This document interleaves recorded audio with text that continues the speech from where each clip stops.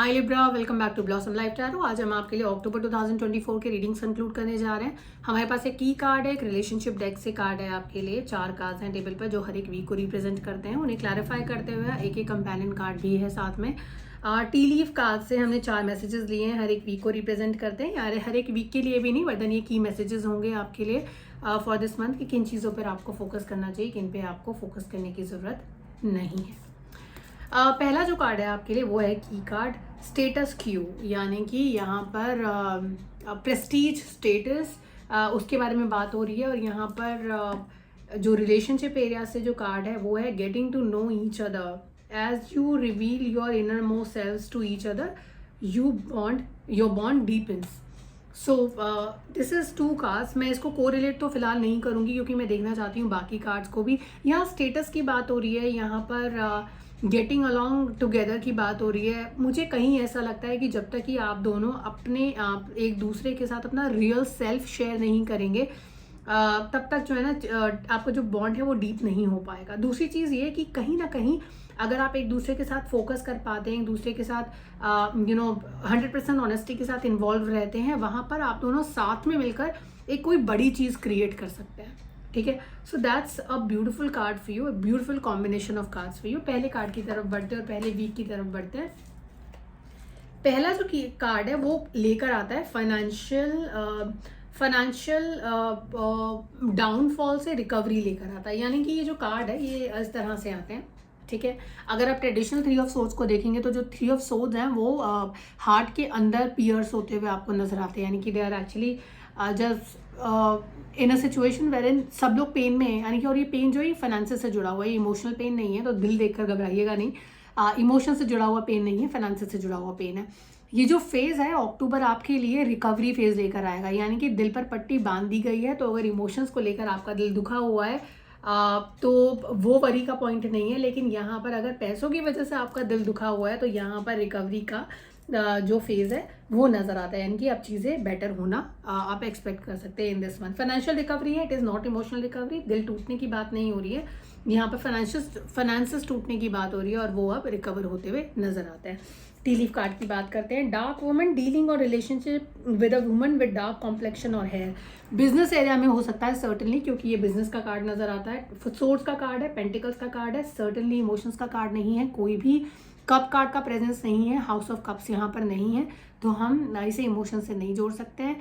Any women, a woman who has dark complexion या wheatish हो सकती हैं, डार्क हो सकती हैं। This person will play an important role in your life Libra.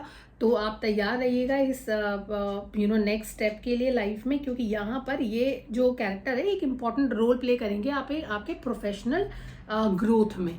So this was the first week. Second week के cards को ज़रा फ्लिप करते हैं और देखते हैं कि क्या होता हुआ नजर आता है।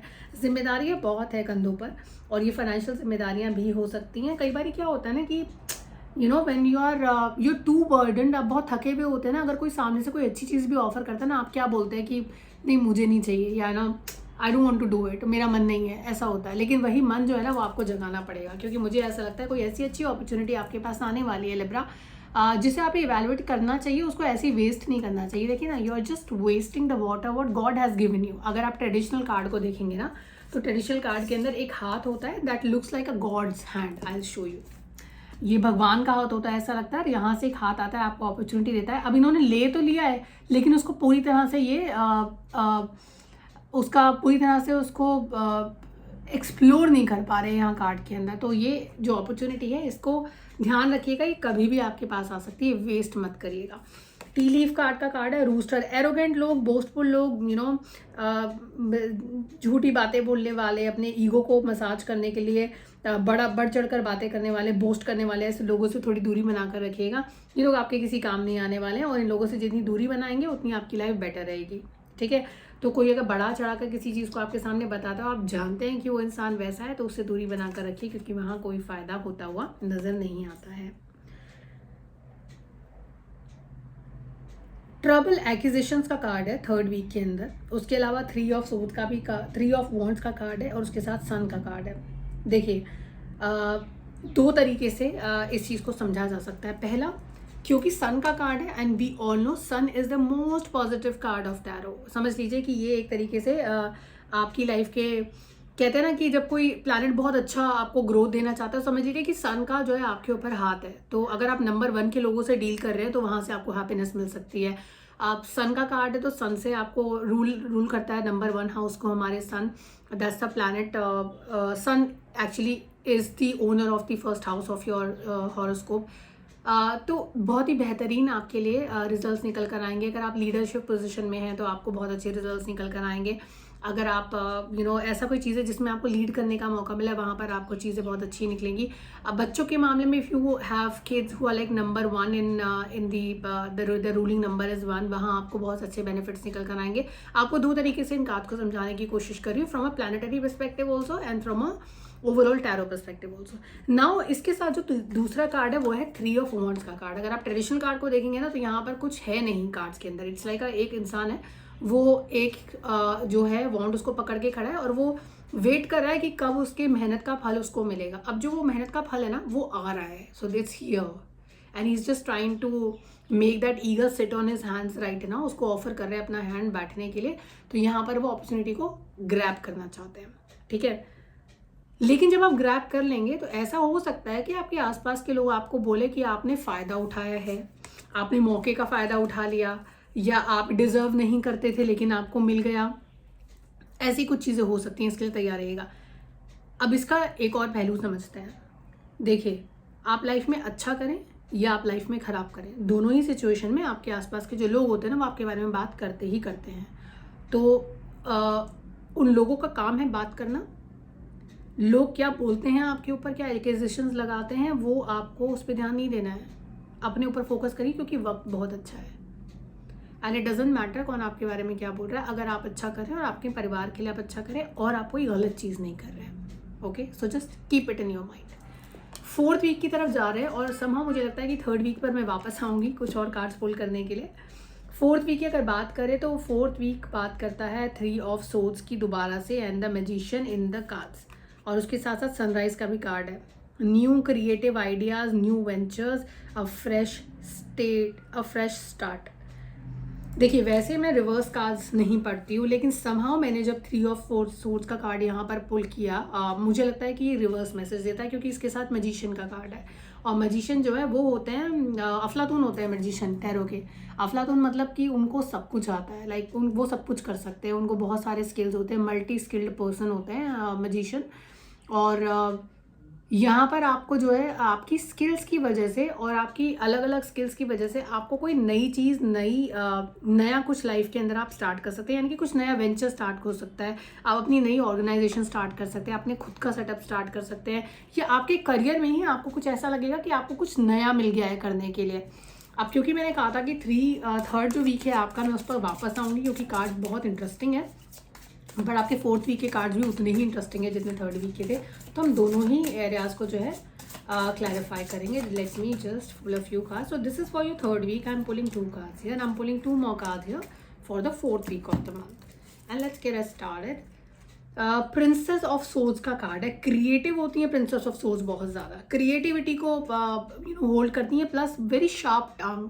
सो sharp tongue in the sense कि उनको इमोशन साइड पे रख के वो बातें करती हैं जो बहुत ज़रूरी होती हैं या बहुत ज़्यादा रिलेवेंट होती हैं। तो इमोशंस को साइड पे रख के अब इसको 2 तरीके से दोबारा समझिए। 3rd वीक को आपके पास प्रिंसेस ऑफ सोर्ड्स का कार्ड है। ये बहुत ही ब्लंट होती हैं अपनी कम्युनिकेशन में।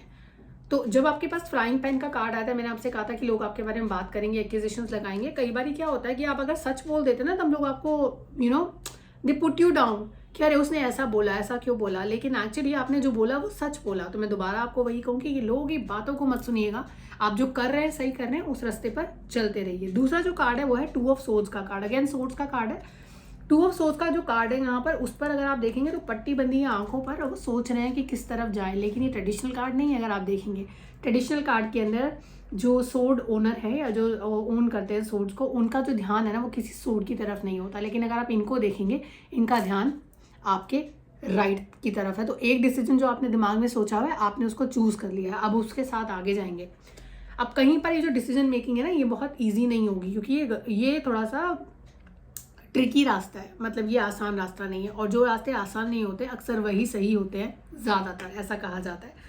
तो छोटा रास्ता शॉर्टकट ना लेकर आपने लॉन्ग वे लिया है, आप मेहनत करना चाहते हैं और उसी रास्ते पर चलना चाहते हैं। लोग आपके बारे में क्या बात करते हैं अगेन आपको उसके बारे में सोचने की ज़रूरत नहीं है। 2 ऑफ कॉइन्स का कार्ड है, रास्ता मिल जाएगा। और 10 ऑफ कॉइन्स का कार्ड है, फाइनेंशियल स्टेबिलिटी भी कार्ड्स के अंदर नज़र आती है। यानी कि आप एक रास्ता ऐसा चुन लेंगे अपने लिए, जिस रास्ते को चुनने के बाद आप जिस तरह का फाइनेंशियल स्टेबिलिटी चाहते हैं अपनी लाइफ में वो आपको मिल जाएगा।